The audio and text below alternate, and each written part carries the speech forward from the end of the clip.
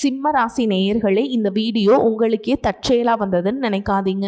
இப்போ நீங்கள் இதை பார்த்துட்ருக்கீங்க அப்படின்னா அதுக்கு பின்னாடி ஒரு காரணம் இருக்குது. சமீப காலமாக மனசில் ஏதோ ஒரு குழப்பம், எப்போ என் வாழ்க்கை சரியான பாதைக்கு போகணும்னு ஒரு கேள்வி. அந்த பதிலை தேடி தான் இப்போ நீங்கள் இங்கே வந்திருக்கீங்க. நம்ம எல்லாரும் ஒரே மாதிரி இல்லைங்க, ஒவ்வொருத்தருக்கும் ஒரு தனிப்பாதை இருக்குது. சில நேரம் அது நம்ம கை கெட்டாத மாதிரி தோணும், சில நேரம் வாழ்க்கை நம்மளை சோதிக்கும். ஆனால் அந்த நேரத்தில் நம்மளை காப்பாற்றி வழி நடத்துகிற ஒரு சக்தி இருக்குதுங்க. அதுதான் நம்மளுடைய குலதெய்வம். பல தடவை கடைசி நிமிஷத்தில் விஷயங்கள் சரியாக இருக்கலாம், அது எல்லாம் சும்மா இல்லைங்க. அதுக்கு பின்னாடி குலதெய்வ அருள் தான் காரணம்ங்க. இந்த பலன்கள் உங்களுக்கு உண்மையிலேயே வேலை செய்யணும்னா இந்த நிமிஷத்தில் ஒரு சின்ன விஷயம் செய்யுங்க. கமெண்ட் பாக்ஸில் உங்கள் குலதெய்வத்துடைய பெயரை எழுதுங்க. தெரியலனா உங்களுக்கு பிடிச்ச தெய்வத்துடைய பெயரை எழுதுங்க, மனசார எழுதுங்க. அந்த நம்பிக்கை தான் இந்த பலனோட சக்தி. இன்னும் நம்ம சேனலை சப்ஸ்கிரைப் பண்ணலனா மறக்காமல் சப்ஸ்கிரைப் பண்ணிக்கோங்க. அப்படியே பக்கத்தில் இருக்கக்கூடிய பெல் ஐக்கானையும் கிளிக் பண்ணிக்கோங்க. அப்போ தான் நம்ம போடுற ஒவ்வொரு வீடியோவும் உங்களுக்கு வந்துட்டே இருக்கும். வாங்க வீடியோக்குள்ளே போகலாம். அன்பான சிம்ம ராசி நேயர்களே, சூரிய பகவானை ராசி அதிபதியாக கொண்டவங்க. உங்களை பொறுத்த வரைக்கும் எல்லா நாட்களும் ஒரே மாதிரி இருக்காது. ஆனால் சில நாட்கள் மட்டும் நீங்கள் எடுக்கக்கூடிய ஒரு முடிவு அடுத்த பல மாதங்களின் பலனை மாற்றக்கூடியதாக இருக்கும். இனி வரக்கூடிய நாட்கள் எல்லாம் உங்களுக்கு அப்படிப்பட்ட ஒரு வாய்ப்பு கொடுக்கக்கூடியதாக இருக்க போகுது. உங்களுடைய தன்னம்பிக்கை தான் உங்களுக்கு மிகப்பெரிய பலம். ஆனால் அதே தன்னம்பிக்கை அவசர முடிவாக மாறிடுச்சு அப்படின்னா கையில் இருந்த நல்ல வாய்ப்பும் நழுவி போகக்கூடிய வாய்ப்பும் இருக்குங்க. அதனால் இதுவரைக்கும் நீங்கள் யாருடைய பேச்சை கேட்டிருந்தாலும் சரி, உடனே யாரையும் நம்பி முடிவுகளை எடுக்கக்கூடாது. அதே நேரத்தில் உங்கள் மனசு சொல்லக்கூடிய நல்ல வாய்ப்புகளையும் அலட்சியப்படுத்தக்கூடாது. உங்களை தேடி நல்ல ஒரு செய்தி வரப்போகுது. நீண்ட நாட்களாக தள்ளி போன ஒரு விஷயம் மீண்டும் உங்கள் வாழ்க்கையில் கிடைக்க போகுது. மேலும் நீங்கள் எந்த இடத்துல கவனமாக இருக்கணும் அப்படின்னு பார்த்தீங்கன்னா, ஒரு சின்ன கவனக்குறைவு கூட உங்களுக்கு வாழ்க்கையில் மன அழுத்தத்தையும் உங்களுடைய நிம்மதியையும் கிடைக்கும் அப்படிங்கிறத நீங்கள் புரிஞ்சுக்கணும். சிம்ம ராசி மகம் நட்சத்திரம், பூர நட்சத்திரம், உத்திர நட்சத்திரம் 1ஆம் பாதம்ல இருக்கவங்களுக்கு கிரக நிலைகள் எப்படி இருக்குது அப்படின்னு பார்த்தீங்கன்னா, ராசி ஸ்தானத்தில் சுக்கிரனும் கேதுவும், குடும்பஸ்தானத்தில் சந்திரனும், களத்திரஸ்தானத்தில் ராகுவும், அஷ்டமஸ்தானத்தில் சனியும், தொழில் ஸ்தானத்தில் செவ்வாயும், லாபஸ்தானத்தில் புதனும், போகஸ்தானத்தில் சூரியனும் குருவும் சேர்ந்திருக்காங்க. இந்த கிரக நிலைகள் காரணமாக தன வரவுகள் உங்களுக்கு எதிர்பார்த்தபடி இருந்தாலும் அதற்கேற்ற செலவுகளும் உருவாகும். குடும்பத்தினர்களோட சுப நிகழ்ச்சிகளில் கலந்துக்குவீங்க. உயர் அதிகாரிகளால் எதிர்பாராத அலைச்சல்கள் உங்களுக்கு உண்டாகும். சகோதரர் வழியில் மகிழ்ச்சியான செய்திகள் கிடைக்கும். வாகன பயணங்கள் மூலம் உங்களுக்கு முன்னேற்றம் உண்டாகும். குடும்பத்தில் இருக்கக்கூடிய பெரியோர்களிடத்தில் அனுசரித்து போகணும். நண்பர்களுடன் சின்ன சின்ன வாக்குவாதங்கள் தோன்றி மறையும். பிரபல மாணவர்களுடைய அறிமுகமும் ஒத்துழைப்பும் உங்களுக்கு கிடைக்கும். வீடு மனை விற்பனையில் இருந்த தாமதங்கள் விலக போகுது. புதிய தொழில்நுட்ப கருவிகளை எல்லாம் வாங்குவீங்க. வாகன பயணத்தில் உங்களுக்கு கவனம் ரொம்ப அவசியம். மேலும் நீங்கள் எந்த இடத்துல கவனமாக இருக்கணும் அப்படின்னு பார்த்தீங்கன்னா, உங்களுடைய ராசியில் கேது சுக்கிரன் சேர்க்கை இருக்கிறதால சுக்கிரன் அன்பை விரும்பக்கூடிய அதே சூழலில் கேது விலகி போகிறதுக்கும் நினைப்பாங்க. அந்த நேரத்தில் கணவன் மனைவி அல்லது காதல்களுக்கிடையே கருத்து வேறுபாடும் புரிதல் இன்மையும் ஏற்படும். எவ்வளவுதான் உங்ககிட்ட செல்வம் வசதிகள் இருந்தாலும் மன நிறைவு இல்லாமல் இருக்கிறது. தேவையில்லாத கவலைகள் அதிகப்படியான மன அழுத்தம் உருவாக்குறதுக்கான வாய்ப்புகளும் இருக்குது. சனி பகவான் வக்ர நிலையில் இருக்கிறதால இதுவரைக்கும் வேலை வாய்ப்புகளும் அலைச்சல்களும் வருமான பற்றாக்குறையும் இருந்திருக்கும்.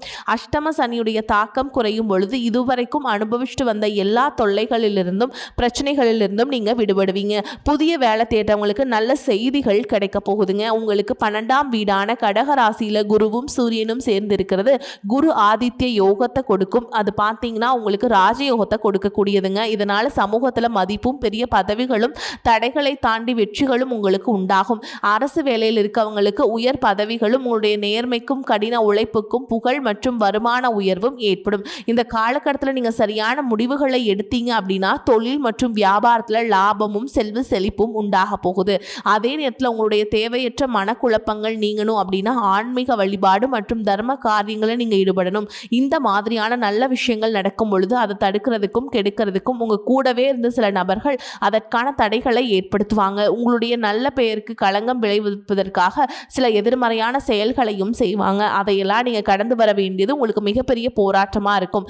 மிகவும் முக்கியமா பாத்தீங்கன்னா, கடன் கொடுக்கல் வாங்கல ஜாமீன் சிபாரிசு விஷயங்களை திடீர் எந்த ஒரு முடிவுகளையும் எடுக்காம அமைதியாக கடந்து போகிறது உங்களுக்கு ரொம்பவே நல்லது. இது நாள் வரைக்கும் உங்கள் வாழ்க்கையில் நடந்த சில சம்பவங்கள், ஏமாற்றங்கள், துரோகங்கள் எல்லாமே ஒரு பெரிய பிடிப்பினையை கொடுத்திருந்தாலும் சில விஷயங்கள் எல்லாம் இன்ன வரைக்கும் உங்களால் ஜீர்ணிக்கவே முடியல.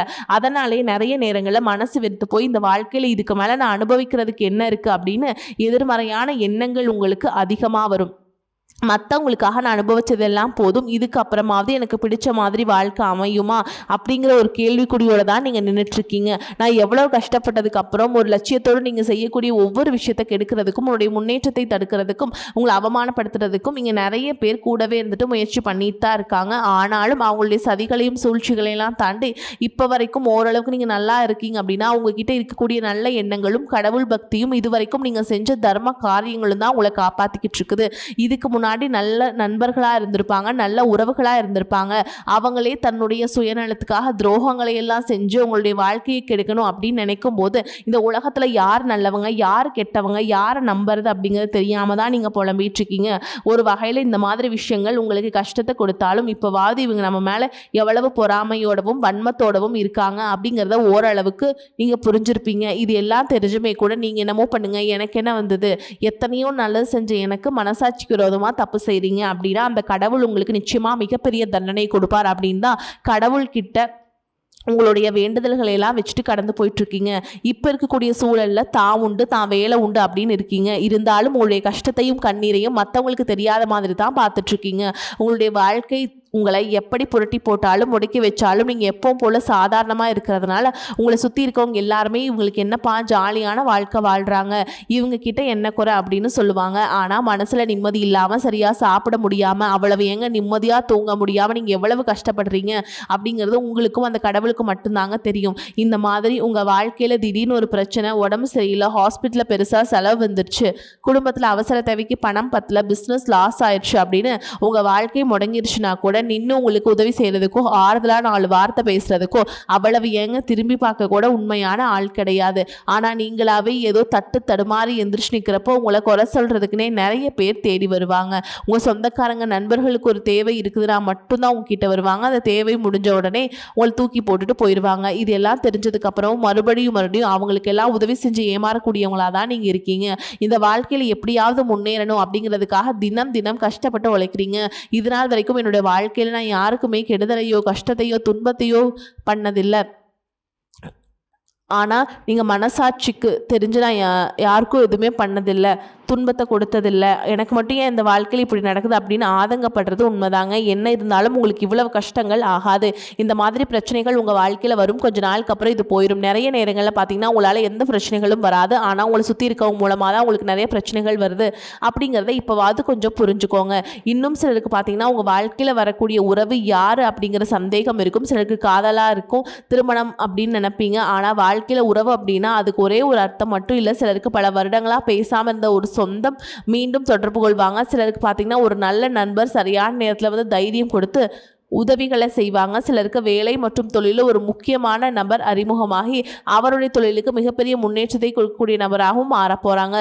திருமண வயதில் இருக்கவங்களுக்கு பார்த்தீங்கன்னா புதிய வரன் அல்லது வாழ்க்கை துணையை பற்றி அறிகுறியாக கூட இருக்கலாமுங்க. ஏற்கனவே திருமணமானவங்களுக்கு கணவன் மனைவிக்கிடையே இந்த மன கசப்புகள் குறைஞ்சு மீண்டும் நெருக்கம் உருவாகக்கூடிய காலமாகவும் இருக்கும். குடும்பத்தில் பிரிஞ்சிருந்த ஒருவர் மீண்டும் இணைவதாக கூட இருக்கலாம். இதில் முக்கியமாக நீங்கள் எந்த விஷயத்தை புரிஞ்சுக்கணும் அப்படின்னு பார்த்தீங்கன்னா எல்லா உறவுகளும் நம்மக்கிட்ட நிரந்தரமாக இருக்கிறது இல்லைங்க. சில நம்ம வாழ்க்கையில் ஒரு பாடத்தை கற்றுக் கொடுத்துட்டு வருவாங்க.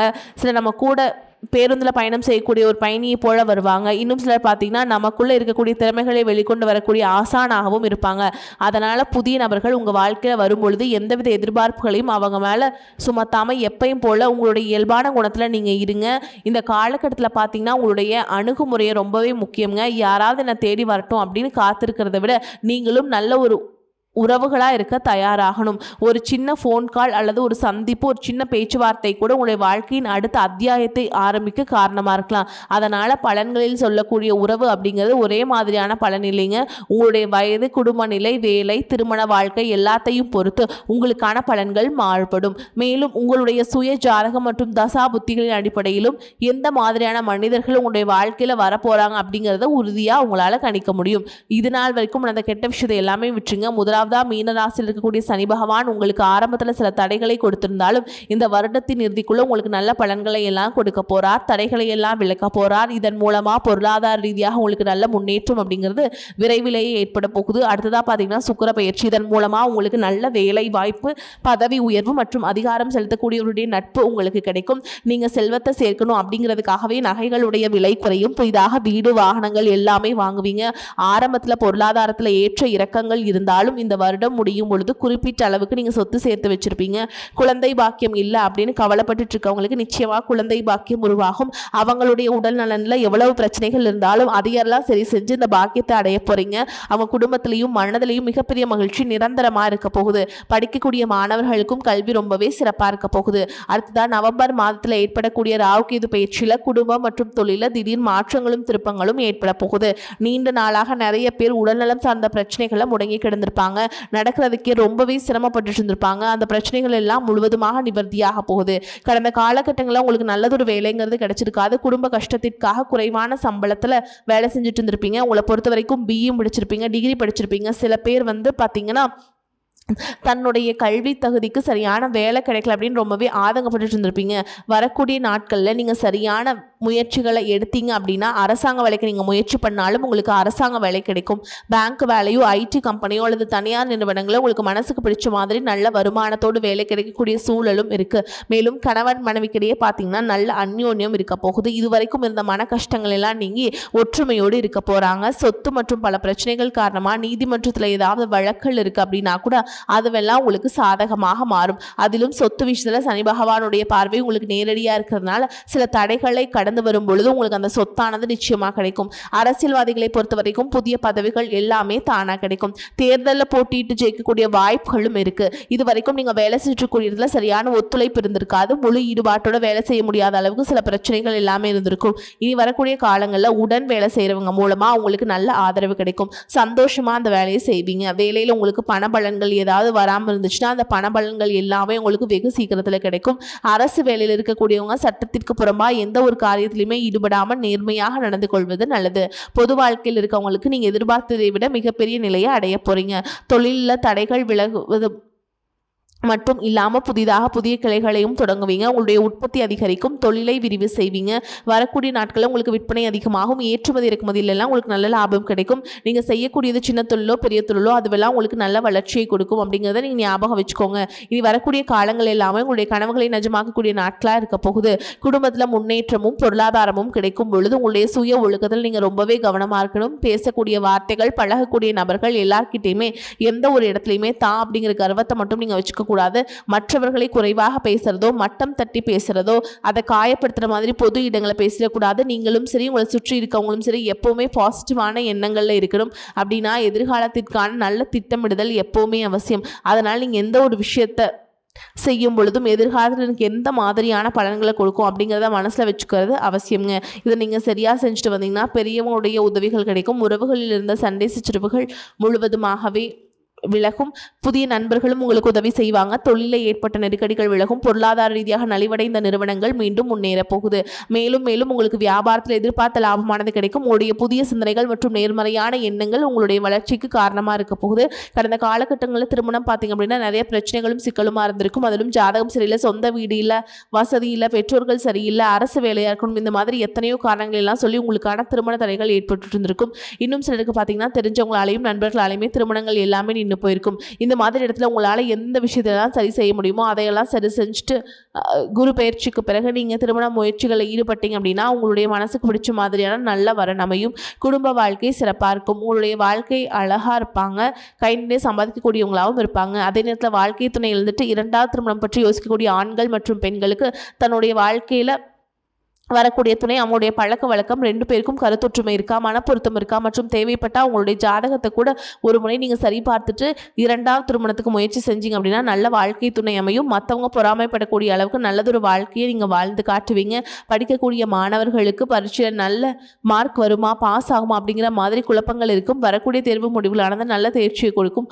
ஓரளவுக்கு நல்ல மதிப்பெண்கள் வாங்கி பாஸ் ஆகிறது மட்டும் இல்லாமல் அடுத்தடுத்த மேற்படிப்புகளும் நீங்கள் படிப்பீங்க. காதலிக்கக்கூடியவர்களுக்கு சரியான புரிதல் இல்லாமல் பிரிஞ்சிருந்திருப்பீங்க. இன்னும் சிலருக்கு பெற்றோர்களே காதல்களுக்கு தடையாக இருந்திருப்பாங்க. வேறு ஜாதியாக இருக்குது, நல்ல குடும்பமாக இல்லை, வசதி இல்லை அப்படின்னு ஏதாவது ஒரு ரீசன் சொல்லி அவங்களும் தட்டி கழிச்சிட்டு இருந்திருப்பாங்க. ஆனால் இனி வரக்கூடிய காலங்களில் நீங்கள் உண்மையாக உங்கள் காதலை வெளிப்படுத்தும் போது அந்த காதல் கண்டிப்பாக கைகூடும். வீட்டில் போய் சொல்லும்போது பெற்றோர்களே உங்களுடைய காதலுக்கு பச்சை கொடி காட்டுவாங்க. திருமணம் நடத்தி வைக்கக்கூடிய வாய்ப்புகளும் இருக்குது. சிலருக்கு பார்த்தீங்கன்னா சின்ன வயசுலேயே தன்னுடைய வாழ்க்கை துணை இழந்திருப்பாங்க. சிங்கிள் பேரண்ட்டாக தன்னுடைய குழந்தைகளை கவனித்து அந்த வாழ்க்கையை வாழ்ந்த மாதிரி இருந்திருக்கும்.